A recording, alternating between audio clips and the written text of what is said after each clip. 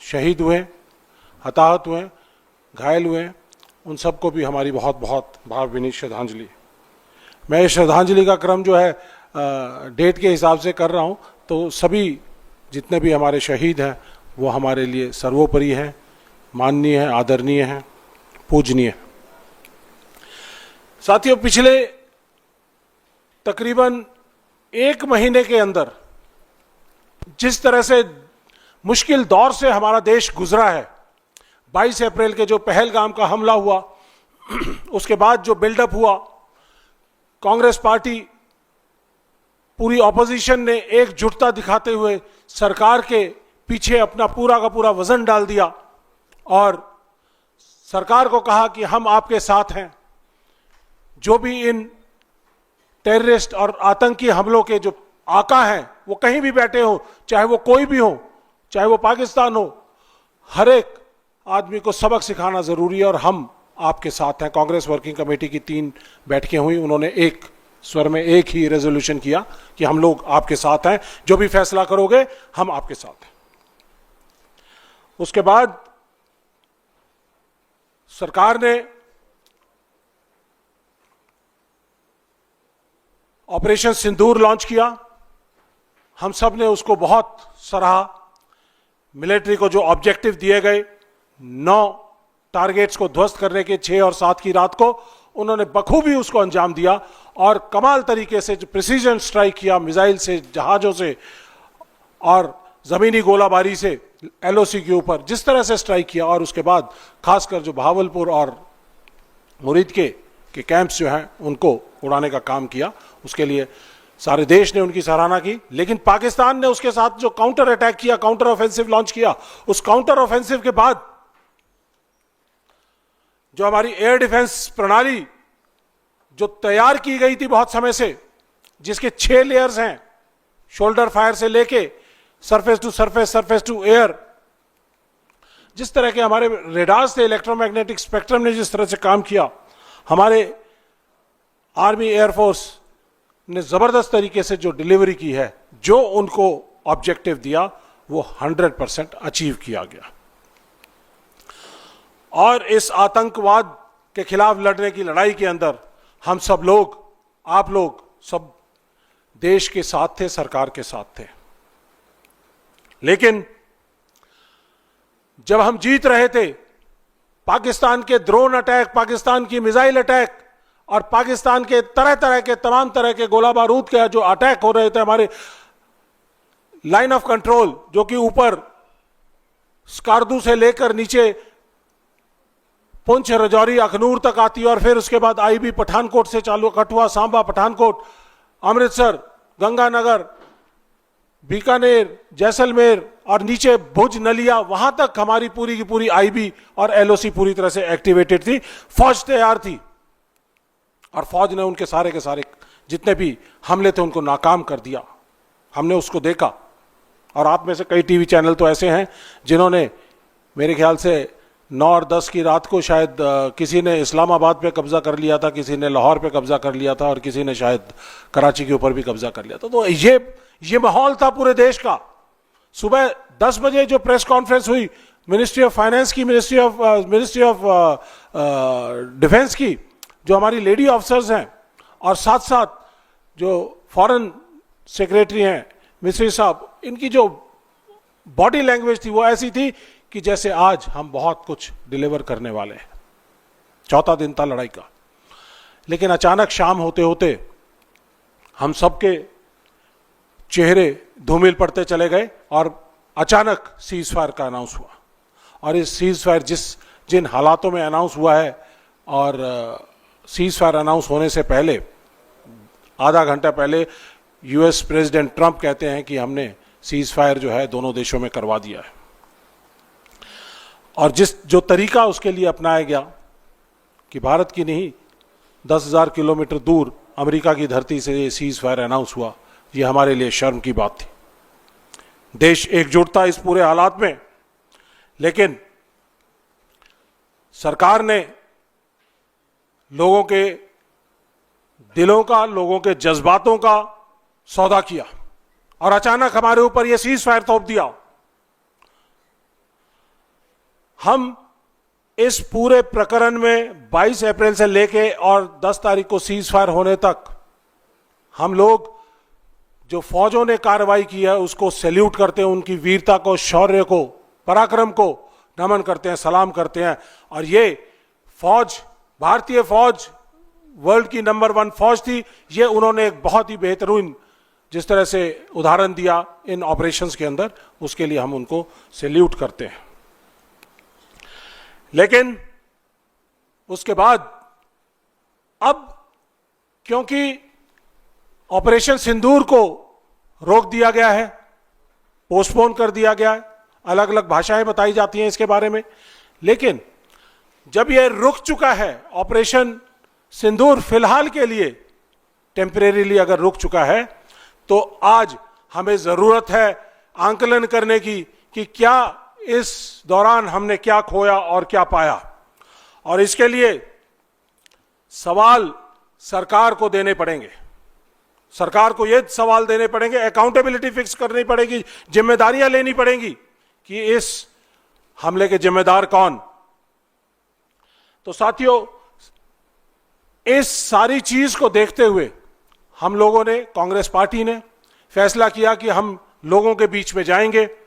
और पहले कार्यक्रम 20 से 30 का दिया गया था, लेकिन थोड़ा 24 तारीख से लेके और 31 तारीख तक प्रोग्राम्स तय हुए हैं।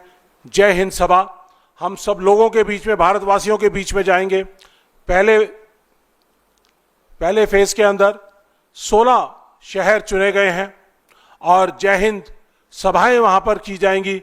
ये सभाएं हमारे सैनिकों को नमन करने के लिए, हमारे जो सर्विंग सैनिक हैं, सोल्जर्स हैं, उन्होंने जो काम किया है उनकी वीरता को सलाम करने के लिए, नमन करने के लिए, और जो हमारे पूर्व सैनिक जिन्होंने आज तक काम किया है 1962 की, 65 की, 71 की, कारगिल की, IPKF में, और आज तक जो काम कर रहे हैं उसके लिए सब लोग सलाम करते हैं। और उनको फोकस में रखते हुए हम लोग उनको ऑनर करना चाहते हैं, उनको ऑनर करेंगे इन सभाओं के अंदर। और साथ साथ एक जिम्मेदार विपक्ष होने के नाते हमारी भी जिम्मेदारी है कि सरकार ट्रांसपेरेंटली सब लोगों के बीच में आए और बताए कि ये कैसे 22 अप्रैल का पहलगाम का हमला हुआ और कैसे ऑपरेशन सिंदूर लॉन्च किया गया और क्या हमने इसके अंदर खोया, क्या पाया, और किस तरह से हमारा सीज फायर थर्ड पार्टी से हुआ।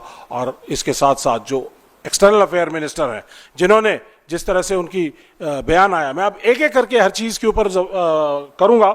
जहां तक बात है सिक्योरिटी फेलियर, ये 22 अप्रैल का जो पहलगाम का हमला था, वहां पर ना तो कोई सिक्योरिटी पोस्ट थी, ना कोई चेक पोस्ट थी, ना कोई पिकेट थी, ना कोई सिपाही था, ना पैरामिलिट्री फोर्सेस थी। ऐसा हमने कभी नहीं देखा। JNK के चप्पे चप्पे के ऊपर फौज की या किसी की डिप्लॉयमेंट रहती है। और ये मैं आपको यहां से बताना चाहता हूं कि ये गलत फहमी में ना रहे कि ये फौज की डिप्लॉयमेंट थी। ये जो जितने भी शहर हैं, श्रीनगर, पहलगाम, पुलवामा, अनंतनाग, अनवंतीपुर, ये सारे के सारे मिनिस्ट्री ऑफ होम की सिक्योरिटी के अंदर है। जो सिक्योरिटी है, पुलिस, पैरामिलिट्री, सब कुछ MHA के अंडर है। तो ये पूरी की पूरी जिम्मेदारी MHA की थी, फौज की नहीं थी। और उस समय पर वहां पर कोई भी डिप्लॉयमेंट नहीं थी। और मेरे 28 साल के फौज के करियर में, और मैंने जो 40 साल की जो मिलिटेंसी JNK की देखी है, उसको देखते हुए, और वर्ल्ड की सारी मिलिटेंसी जो देखी है, उसके अंदर जो टेररिस्ट हैं वो 1 से 1.5 मिनट के अंदर फटाफट आते हैं, 1-2 मिनट के अंदर अटैक करते हैं और अपना जाने का सेफ रास्ता ढूंढकर पहले से ही रखते हैं और इमीडिएटली निकल जाते हैं। लेकिन मैं हैरान हूं इस बात के लिए कि वहां पर 40 मिनट तक एक एक आदमी को चुन चुन कर मारा जाता है, और उसके बाद 1.5 घंटे तक कोई रीइंफोर्समेंट नहीं आती है, कोई QRT नहीं आती है, कोई नहीं आता है। तो बहुत बड़ा एक ये फेलियर है, सिक्योरिटी का फेलियर है। ये हमने नहीं देखा, अनप्रेसिडेंटेड है। और कई परिवारों से हम मिले जिन्होंने अपने इस पुलवामा अटैक के अंदर लोग खोए हैं। वो लोग कहते हैं कि कोई लेफ्टिनेंट विनय नारवाल की वाइफ हिमांशी नारवाल, जिसका पोस्टर बहुत ज्यादा वायरल हुआ था, अपने पति की लाश के साथ बैठी थी, कहती 1 घंटे से ज्यादा तक उनके पति की सांस चल रही थी, कोई इवैक्यूएशन नहीं हुई, कोई उनको हॉस्पिटलाइजेशन नहीं हुआ, और ज्यादातर लोग जो है खून ज्यादा बह जाने की वजह से और जो उनको मेडिकल केयर नहीं मिली है समय पर, उसकी वजह से वो लोग उन्होंने अपना दम तोड़ा है। तो साथियों, ये पूरी तरह से मिनिस्ट्री ऑफ होम की फेलियर है। लेफ्टिनेंट गवर्नर की मिनिस्ट्री ऑफ होम, जिसके इंचार्ज अमित शाह जी हैं, उनकी पूरी तरह से विफलता है। यहां पर मैं ये भी कहना चाहूंगा कि 6 से 8 अप्रैल के दौरान अमित शाह जी ने सिक्योरिटी का जायजा लिया और कहा कि सब कुछ ठीक ठाक है, और 17 अप्रैल को प्रधानमंत्री जी का वहां दौरा होना था, वो सिक्योरिटी कारणों से रद्द कर दिया जाता है, और 22 अप्रैल को ये पहलगाम हो जाता है। तो इसका मतलब कि इंटेलिजेंस इनपुट्स कहीं ना कहीं कुछ थी, या सिक्योरिटी की पुख्ता नहीं थी, तो इस वजह से इन्होंने प्रधानमंत्री जी का दौरा रद्द किया। इसके साथ साथ इंटेलिजेंस की जो फेलियर हुई है, हमारे जो इंटेलिजेंस की 6 एजेंसियां हैं, आईबी है, रॉ है, एनटीआरओ है, जॉइंट इंटेलिजेंस ग्रुप है, और तमाम तरह की जो इन सिक्योरिटी एजेंसियां हैं, वो पूरी तरह से इस खबर को देने के लिए विफल हुई हैं। और अगर उनके पास खबर थी तो वो जमीनी लेवल तक, कमांडरों तक उन्होंने पहुंचाई नहीं है, जिसकी वजह से ये हमला हुआ है। उसके बाद साथियों, मैं एक और चीज बताना चाहूंगा कि पिछले 4 साल के अंदर क्या बदला श्रीनगर की जो सिक्योरिटी अरेंजमेंट है। वहां पे जो राष्ट्रीय राइफल्स और जो फौज हुआ करती, फौज की डिप्लॉयमेंट, वो सारी की सारी शहरों से हटा ली गई, उनको सिर्फ काउंटर इंसर्जेंसी ऑपरेशंस के अंदर उनको लगाया गया, और जो सरहद के ऊपर, जो सरहदों पे एलओसी के ऊपर लगाया गया। और इस दौरान सारी की सारी जो सिक्योरिटी कवर था, वो होम मिनिस्ट्री ने अपने कंट्रोल में ले लिया। तो इसका मतलब पूरी तरह से होम मिनिस्टर अमित शाह, आपकी ये फेलियर थी, आपकी एजेंसियों की फेलियर थी, आपको इसकी जिम्मेदारी लेनी पड़ेगी, क्योंकि आपकी इस फेलियर की वजह से हमारा देश न्यूक्लियर वॉर की तरफ धकेला चला गया। इसके साथ साथ एक और चीज जो मैं कहना चाहता हूं कि जो इससे कनेक्टेड बात है, सिक्योरिटी से रिलेटेड, क्योंकि सिक्योरिटी की जो डिप्लॉयमेंट है, जो हमारी राष्ट्रीय राइफल यूनिट्स हैं या जेएंडके में डिप्लॉयड यूनिट्स होती हैं, उनकी 110% स्ट्रेंथ उनकी मेंटेन की जाती है। लेकिन अग्निवीर योजना लेके आए, हमारे सेनाओं की जो स्ट्रेंथ थी वो 15 लाख से 12 लाख रह गई। हर साल 80,000 के 75 से 80,000 के आसपास हमारे रिक्रूट हुआ करते थे। 2020, 21, 22 के अंदर कोई रिक्रूटमेंट नहीं, और उसके बाद 23 और 24 में जो रिक्रूटमेंट हुई है वो 75-80,000 की जगह पे 40 से 45,000 हुई है। तो हमारी 3 लाख से ज्यादा फौज कम हो गई, जिसकी वजह से थिन डाउन हो गई हमारी डिप्लॉयमेंट। और ये जो हमारे जो सेक्टर्स थे, जो आरआर के अंदर 75% स्ट्रेंथ के ऊपर काम कर रहे थे, जो पहले 110% के ऊपर काम कर रहे थे, तो ये पूरी की तौर पर हमारी जो ऑपरेशनल एरियाज थे वो हमारे थिन डाउन हो गए, हमारी गैप जो है वो बढ़ गया। तो उससे इन्फिल्ट्रेशंस का जो के ऊपर असर पड़ता है। तो ये बहुत सारी चीजें हैं जो पहले इन्फिल्ट्रेशन होकर वो पीर पंजाल रेंज से आया करते थे और आकर वो वेस्ट कश्मीर के अंदर से कश्मीर के अंदर आते थे। अब वो पुंछ, राजौरी, कठुआ, सांबा, वहां से होके डोडा, किश्तवाड़ से होके ईस्टर्न सेक्टर से वो अनंतनाग और यहां पे आते हैं। और ये जो पैटर्न था, यही पैटर्न फॉलो किया गया इस पहलगाम के आतंकियों का, जो आज तक फरार हैं, जिनका कोई अता पता नहीं है। तो साथियों, इसके बाद ऑपरेशन सिंदूर लॉन्च किया गया। Excellent delivery by military forces, counter delivery by, जो हमारे पास काउंटर अटैक हुए उनकी 100% डिलीवरी बाय मिलिट्री फोर्सेस। किसी भी लड़ाई के 2 उद्देश्य होते हैं, मिलिट्री ऑब्जेक्टिव और political objective. Military objective 100% achieve किया, जितना उनको लिमिटेड टारगेट दिया गया, लिमिटेड ऑफेंसिव का टारगेट दिया गया, पूरा किया। उसके बाद पॉलिटिकल ऑब्जेक्टिव के अंदर हमारे प्रधानमंत्री जी कहीं ना कहीं फेल हो गए। वो कहते थे, बहुत समय से कह रहे थे कि हम पता नहीं क्या का क्या कर देंगे। हमारे 1971 वॉर के अंदर हमारी इंदिरा गांधी जी, हमारी आयरन लेडी, और हमारी प्रधानमंत्री और सैम मानेकशॉ जी, फील्ड मार्शल, उनके नेतृत्व में जिस तरह से हमने पाकिस्तान के 1971 में 2 टुकड़े किए थे, आज हमारा देश इस स्थिति में था, हमारी फौजें इस तरह से डिप्लॉयड थी, हमारे फौजें इस तरह से एडवांटेजियस पोजीशन के ऊपर थी कि आज हम पाकिस्तान के कई टुकड़े करने की ताकत रखते थे। लेकिन हमारा पॉलिटिकल नैरेटिव पूरी तरह से विफल हो गया, फेल हो गया। इसलिए हम मोदी सरकार को कटघरे पर खड़ा करना चाहते हैं, उनसे पूछना चाहते हैं कि आपने ऐसा कार्य क्यों किया। आपने पूरी तरह से अपनी नेवी को डिप्लॉय करना चाहिए था, उनका यूटिलाइजेशन करना चाहिए था। तो किया होता तो आज पाकिस्तान के दिन, हमें ये दिन देखने नहीं पड़ते कि ये सीज फायर जिस तरह से हमारे ऊपर थोपा गया। तो साथियों, अब जब हम एडवांटेजियस पोजीशन में थे 10 तारीख को, तो अचानक सीज फायर आ जाता है। हम पूछना चाहते हैं कि ये सीज फायर जब हम जीत रहे थे तो क्यों सीज फायर किया गया। हम ये भी पूछना चाहते हैं कि ये तीसरी धरती से, थर्ड पार्टी के यूएसए की धरती से हमारा जो सीज फायर करवाया गया, इसके हम पक्ष में नहीं, हम इसको कतई मंजूर नहीं करते हैं। और इसको किस तरह से इन्होंने इसके बीच में डाला। यूएस प्रेसिडेंट ट्रंप कहते हैं कि मैंने सीज फायर करा दिया। मैंने उनको बोला, दोनों कंट्रीज को बिठाकर, कि आप बहुत स्ट्रांग कंट्रीज हैं, आप बराबर के देश हैं, कश्मीर के ऊपर आप कितने ही सालों तक लड़ते रहे, हजारों सालों तक लड़ते रहेंगे, लेकिन फिर भी मैं अगर समझौता करा सकूं तो मैं करवा दूं। ऐसी ऐसी बातें अगर वो कहते हैं और मोदी जी उसको नकारते नहीं है, तो इसका मतलब कहीं ना कहीं पे साइलेंट हां है उनकी। अगर हिम्मत है, इंदिरा गांधी जितनी हिम्मत दिखाना चाहते हो, जो रिचर्ड निक्सन को कहकर आ गई थी, रिचर्ड निक्सन ने कहा था कि आप अगर पाकिस्तान पर अटैक करेंगे तो हम आपको नहीं छोड़ेंगे। तो इंदिरा गांधी जी ने उस समय कहा था कि हम अपने देश का फैसला और अपनी सरहदों का फैसला खुद कर सकते हैं। एनएसए उस समय के हेनरी किसिंजर, उन्होंने इंदिरा गांधी जी से जब पूछा कि मैडम आप कहीं उनके ऊपर इतने हार्श तो नहीं थे, तो कहने लगे, कहते ऐसा है कि अब वो समय चला गया जब 3 से 4 हजार किलोमीटर दूर बैठे हुए लोग हमारे सरहदों का, हमारी सुरक्षा का, हमारी सेफ्टी सिक्योरिटी का और हमारे कंट्री के फैसलों के ऊपर फैसला किया करते थे। और वो समय चला गया कि आप हमारे ऊपर कोई चीज थोप सकें। हम डेवलपिंग नेशन है, आज भी हमारी रीढ़ की हड्डी स्ट्रेट है और हम अपने फैसले लेने के लिए खुद सक्षम है। आज मैं जानना चाहता हूं मोदी जी, आपकी रीढ़ की हड्डी कहां पर है? आप क्यों नहीं स्टैंड स्ट्रेट कर रहे? आप क्यों इस तरह का सीज फायर आपने एक्सेप्ट किया? यूएस के ऊपर, यूएस स्पॉन्सर्ड जो सीज फायर है, उसके अंदर आपने थर्ड पार्टी की मीडिएशन को एक्सेप्ट किया। 1971 का जो शिमला एग्रीमेंट था उसको वायलेट किया। किसी तरह की मीडिएशन हमें अलाउड नहीं है, हम एक्सेप्ट नहीं करेंगे।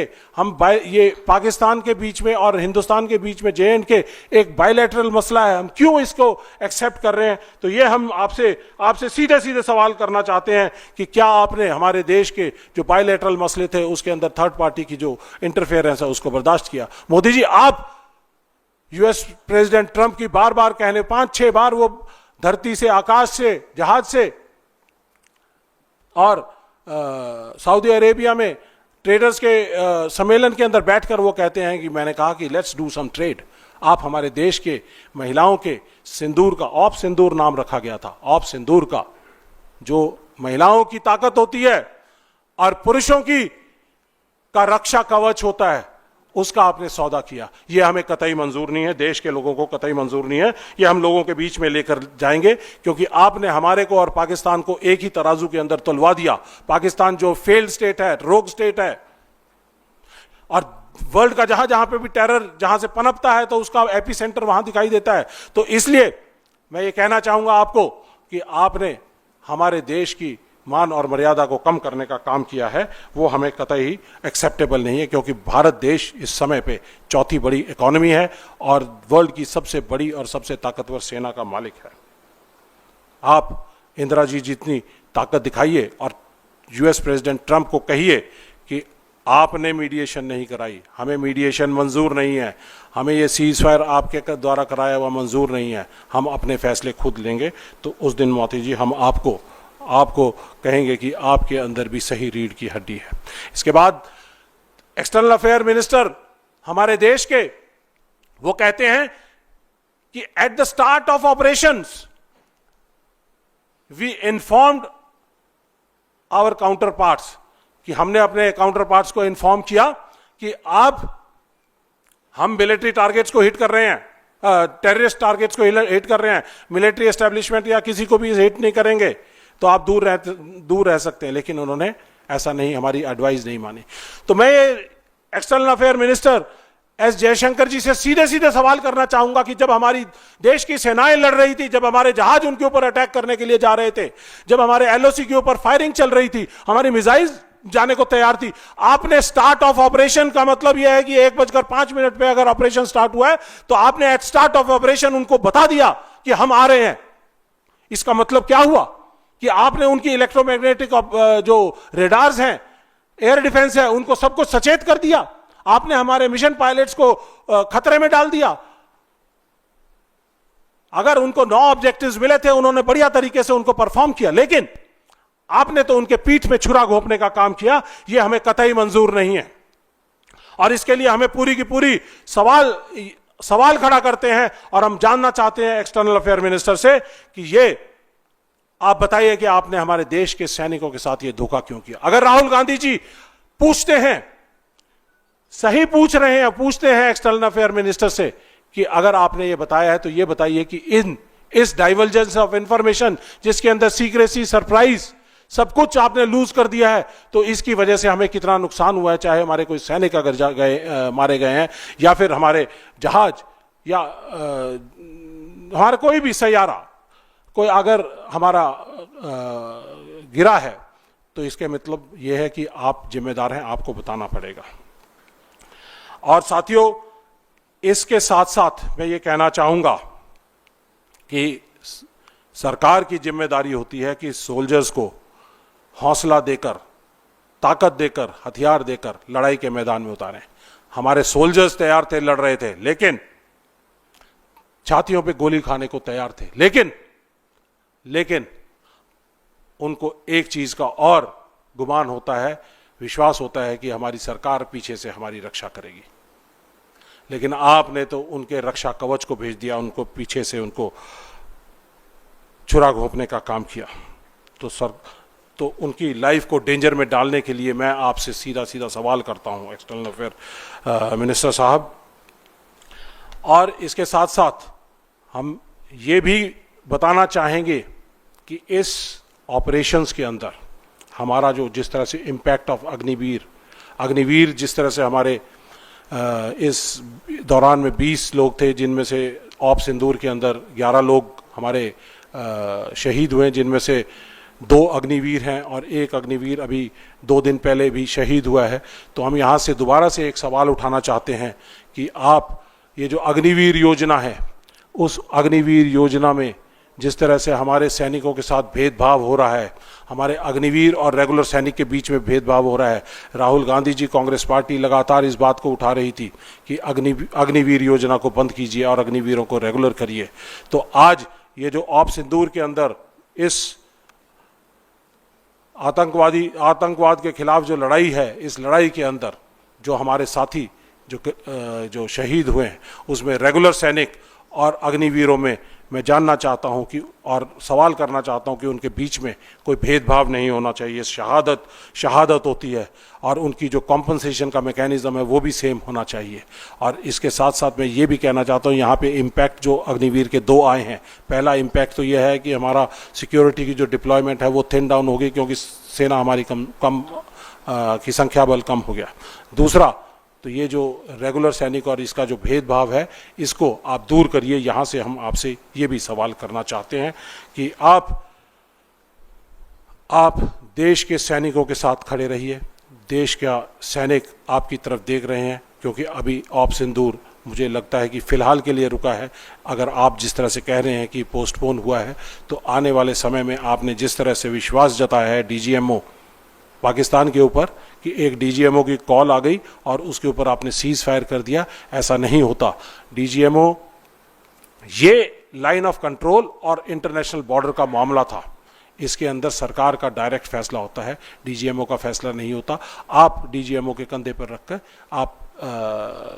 आप बंदूक ना चलाएं, आप सेना का सही इस्तेमाल करें, उनका राजनीतिकरण ना करें और सेना की जो अचीवमेंट्स हैं उनको ले जाकर जिस तरह से आप जगह जगह जा रहे हैं, आप राजनीतिकरण ना करिए। और आप ये बताइए कि ये सीज फायर करने का फैसला डीजीएमओ का नहीं, ये सीज फायर करने का फैसला गवर्नमेंट ऑफ इंडिया का था, जो कि यूएस प्रेसिडेंट ट्रंप के कहने के ऊपर और उनके दबाव में आने के ऊपर किया गया। ये दबाव भी देश को बताने पड़ेंगे कि क्या क्या दबाव है। इसके बाद मैं अपने साथी अनुमाचार्य जी से रिक्वेस्ट करूंगा कि वो आगे की प्रेस वार्ता को आगे लेके जाए। तो साथियों, जैसे हमारे वरिष्ठ कर्नल रोहित चौधरी ने बताया कि हम जय हिंद सभा करने वाले हैं और ये 16 जगहों पर मई के आखिरी सप्ताह में होगी और उसके अलावा ये राज्य स्तर पर और जिला स्तर पर भी होगी। ये असल में हम संवाद स्थापित कर रहे हैं और वो 10 सवाल 11 सवाल हम पूछ रहे हैं जो कि जिसके बारे में कर्नल रोहित चौधरी ने बताया। पहले 2 सवाल कि इंटेलिजेंस फेलियर कैसे हुआ, दूसरा आतंकवादी अब तक पकड़े क्यों नहीं गए और अभी सरकार उनको पकड़ने के लिए आगे क्या प्लान बना रही है, तीसरा सीज फायर अचानक क्यों हुआ और चौथा कि ट्रंप ने कैसे ये कहा कि व्यापार के कारण हमने ये सीज फायर करवाया है, इस पर सरकार का कोई स्पष्टीकरण नहीं आया। पांचवा ये कि जो विदेश मंत्री हैं एस जयशंकर, उन्होंने कैसे पहले से ही प्लान बताकर जो आर्म फोर्सेस की टाइम स्पेस और क्वांटम की एक स्ट्रेटजी होती है उसको कैसे वो तितर बितर हुई। और उसके अलावा हम ये सवाल भी पूछना चाहते हैं कि आने वाली 25 मई को प्रधानमंत्री नरेंद्र मोदी जी की सरकार ने केवल एनडीए के मुख्यमंत्रियों की एक बैठक बुलाई है इसी मुद्दे को लेकर। तो हम ये पूछना चाहते हैं कि कौन सा अपराध किया है हिमाचल प्रदेश के मुख्यमंत्री ने, कर्नाटक के मुख्यमंत्री ने, तेलंगाना के मुख्यमंत्री ने या झारखंड के मुख्यमंत्री ने। क्या प्रधानमंत्री केवल बीजेपी वोटर्स के या बीजेपी के मुख्यमंत्रियों के होते हैं? क्या देश केवल बीजेपी वोटर्स का है? इसलिए हम ये मांग करते हैं कि सभी मुख्यमंत्रियों को इस बैठक में शामिल होना चाहिए। दूसरी चीज यह है कि 2 बार सर्वदलीय बैठक हुई, दोनों बैठकों में प्रधानमंत्री नरेंद्र मोदी जो कि शीर्ष नेतृत्व हैं वो नहीं आए। क्या उनके लिए राष्ट्रीय सुरक्षा प्राथमिकता नहीं है? ये एक दूसरा मतलब हमारा 6वां 7वां सवाल है। ये एक और चीज कि अब टीवी पर प्रचार हो रहा है, पीआर इवेंट्स हो रहे हैं, लेकिन जिस तरीके से पेशेवर तरीके से हम किसी मुद्दे को संभालते थे, लोगों तक पहुंचता था, संवाद जाता था, लोगों को सही तरीके से मालूम होता था, वो कहां चला गया? दिन भर हम प्रचार माध्यमों में और उसमें भी हम देखते हैं प्रधानमंत्री जी के पोस्टर बैनर भी लग रहे हैं जिसमें वो डांगरी पहन के, कहीं बैटल जैकेट पहन के वो दिखाई पड़ते हैं। तो जो एक तरीका था हमारा परिपक्व तरीका, संस्थागत तरीका, वो कहां चला गया? ये भी हमारा सवाल है जिसको लेकर हम जय हिंद सभा में लोगों तक जाएंगे और उन्हें बताएंगे ये सवाल। उसके अलावा एक जो महत्वपूर्ण मुद्दा जिसे हेडलाइन बदलने के भी काम लाया गया, लेकिन महिला अधिकारियों के साथ जिस तरह की टिप्पणी भारतीय जनता पार्टी के नेताओं ने की और खास तौर पे हमारी कर्नल सोफिया कुरैशी जैसी वरिष्ठ अधिकारी के ऊपर जो टिप्पणी की गई, उस अपमान का क्या बीजेपी पर कोई फर्क नहीं पड़ रहा है?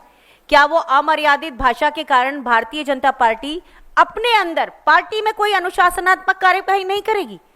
एक सवाल है जो लोगों तक जाना बहुत जरूरी है।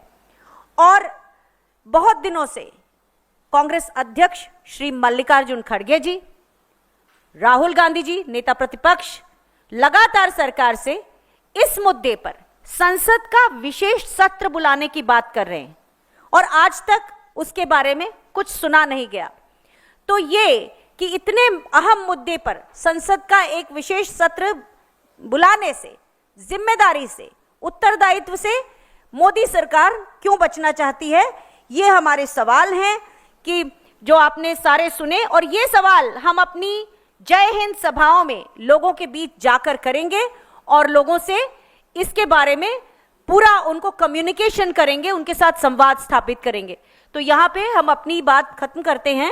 आपके जो सवाल हों और इसी मुद्दे पर, स्पेशली इसी मुद्दे पर जो सवाल हों वो पूछिए। सर बहुत लंबा बहुत हो गया। तो साथियों, अभी इसको एक बार समराइज कर देते हैं सारी चीज़ को कि अकाउंटेबिलिटी फिक्स करनी पड़ेगी। ये हमारे सेनाओं की 100% सक्सेस थी, गवर्नमेंट की पॉलिटिकल फेलियर था, और इसके साथ साथ जो पॉलिटिसाइजेशन जैसे ये कह रहे हैं हमारे साथी, उन्होंने बताया कि जिस तरह से पुराने सेल्फी पॉइंट, मेरी माटी मेरा देश, इस तरह की बहुत सारी चीज़ें वो करते रहे हैं, और सैनिकों को जो छुट्टी जाते थे उनको प्रचार करवाते थे, सरकारी चीज़ों का प्रचार कराते थे, तो ये ऑप सिंदूर का प्रचार कराने से गुरेज करें और come out clean. This is what we want. और अब इस मुद्दे के ऊपर हम इस पहलगाम को इतिहास के पन्नों में गुम नहीं होने देंगे। ये जय हिंद सभाएं ये पूरे देश में संवाद करके बताया जाएगा कि जैसे पठानकोट, पुलवामा, ये आपने उनके ऊपर किसी की जिम्मेदारी तय नहीं की, तो पहलगाम हमले के ऊपर और आज उसके बाद ऑप सिंदूर के ऊपर आपको जिम्मेदारियां तय करनी पड़ेंगी। अमित शाह जी को हटाना पड़ेगा। आपको जो भी इस पूरे प्रकरण में जो एजेंसीज हैं, चाहे वो इंटेलिजेंस और सिक्योरिटी एजेंसीज हैं, उनके खिलाफ आपको कार्रवाई करनी पड़ेगी। और जय हिंद सभा के जो प्रोग्राम्स हैं वो मैं थोड़ा सा आपको एक बार बता देता हूं कि हमने अभी पहले फेज़ के अंदर 16 जगहों के ऊपर हमने जय हिंद सभा जो है ऑर्गेनाइज करने का फैसला किया है। चंडीगढ़ में 25 मई को होगी। इसके थोड़ा डेट्स का रहेगा इसके अंदर, सचिन पायलट जी करेंगे। उसके बाद कोचीन के अंदर 26 मई को विंग कमांडर अनुमाचार्य जी जाएंगी। बाड़मेर के अंदर श्री रणदीप सुरजेवाला जी 26 तारीख को जाएंगे। पटना मुजफ्फरपुर में 27 मई को श्री गौरव गोगोई जी जाएंगे। कोलकाता 27 मई को श्री सप्तगिरी उलाका जी जाएंगे। बेंगलुरु 28 मई को मुकुल वासनिक जी जाएंगे। भुवनेश्वर में श्री दीपेंद्र हुड्डा जी 29 मई को जाएंगे। और गोवा के अंदर 30 तारीख को मैं जाऊंगा। और शिमला 30 तारीख को श्री अजय माकन जी जाएंगे। कोल्हापुर 30 मई को पवन खेड़ा जी जाएंगे। पठानकोट 30 मई को श्री कन्हैया कुमार जी जाएंगे। जबलपुर में 31 मई को भूपेश बघेल जी जाएंगे। हल्द्वानी में 31 मई को प्रोग्राम होगा, हरीश रावत जी जाएंगे। दिल्ली में 31 तारीख को प्रोग्राम होगा और अशोक गहलोत जी जाएंगे। गुवाहाटी, इसके अलावा गुवाहाटी और हैदराबाद है, उसकी डेट्स और जो हमारे AICC से लीडर्स हैं वो जाएंगे, उनका आपको जैसे ही जानकारी होगी वो देंगे हम आपको। इसके साथ साथ ex serviceman department Congress party का, वो भी अपने एक नुमाइंदे को हर जगह पे, इन एडिशन टू दिस, एक नुमाइंदे को भी भेजने का काम करेंगे। और जितने भी हमारे एक्स सर्विसमैन विभाग के और जो एक्स सर्विसमैन ऑर्गेनाइजेशंस हैं, उन सब का हम सहयोग लेकर इन सब में जय हिंद सभा करेंगे और लोगों के बीच में अपनी बात ले जाएंगे ताकि उनको इस पूरे प्रकरण के बारे में पूरी जानकारी हो। इसके संदर्भ में कोई सवाल हो किसी के तो पूछ सकते हैं। दिल्ली में होगा, दिल्ली में जगह हम 31 तारीख को है, जगह चुनकर हम बता